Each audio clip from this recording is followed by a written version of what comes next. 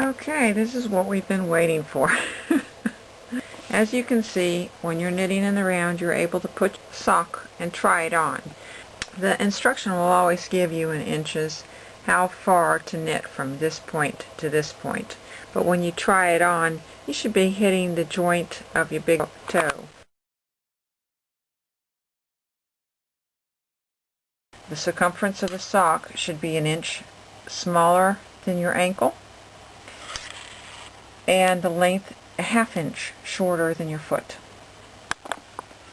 We're at the end of our sock now. This is the last thing we have to do is knit the toe. The toe portion is two parts. First, it's decreasing to a certain number of stitches, and then we will be closing off those live stitches at the end, okay? And there's several ways to do that. Again, the decreases, you need to keep track of which is your first needle, your second, and your third, because the instructions will be giving you where to decrease according to those. You always cut a very long tail to work with. Put it on a tapestry needle or a yarn needle, and you see where the yarn's coming off of. You would just continue around the same direction as you would be knitting, okay? And instead, what you're doing is you're slipping every stitch in that order onto your yarn needle. Okay? Like this. You would take that needle out when you get done.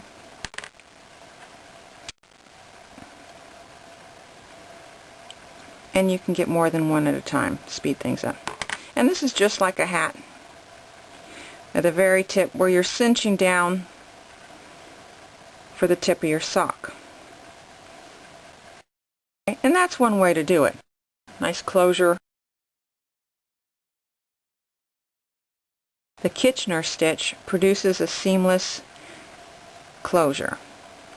There you go. It just looks like more knitting.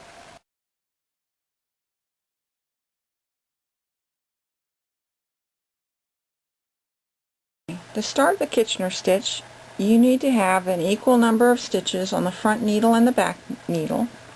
Your tail of your yarn that you have threaded up on a yarn needle comes from the back needle on the right side.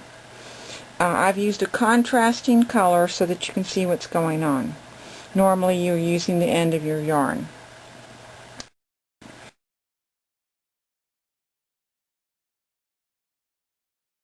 The first two stitches need a special prep because we want to go through every stitch twice from the purl side and the knit side. The end stitches are different because if you start just pulling them off, you've only gone through them one time. Go to the front needle and you're going to come in from the purl side and leave it on the needle.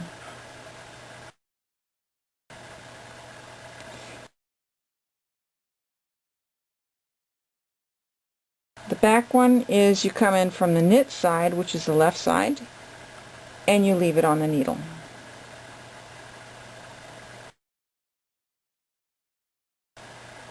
Yarn travel should be under your needle, so let me do that right.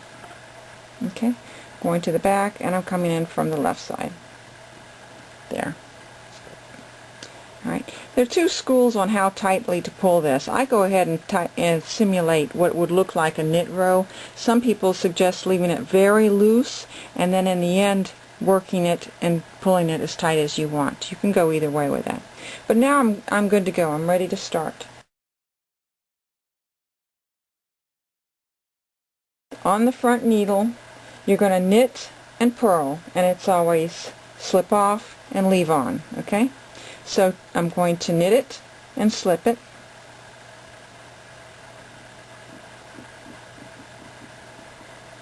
I'm going to purl it and leave it on. And the yarn goes under the needles. There you go.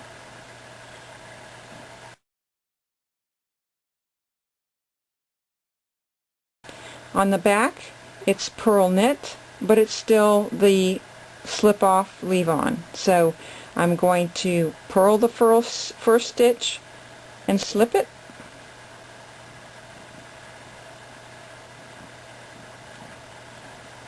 Slip it off.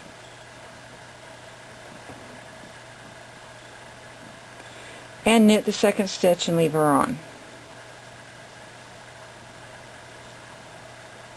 Go back to the front needle,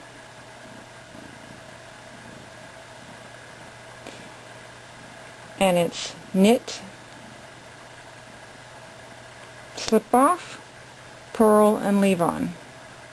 And notice how I made it a little more fluid that time. Back needle, purl, slip off, knit, leave.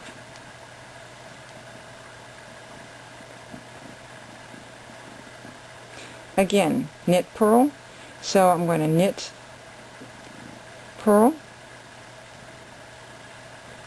and back here is purl, knit. So purl, slip, knit, stay. And you're going to do this all the way to the other end. And I can show you already that we're getting what looks like, oh, this looks great. Okay, you see your V-stitches for your knit stitches? Well, that's that extra row. And it's going to be nice and flawless, and see, it does matter on how hard tug at it. So try and make it look like a normal row. So you just need the instructions in front of you. Find a peaceful place, don't get interrupted, and just continue through the whole pattern.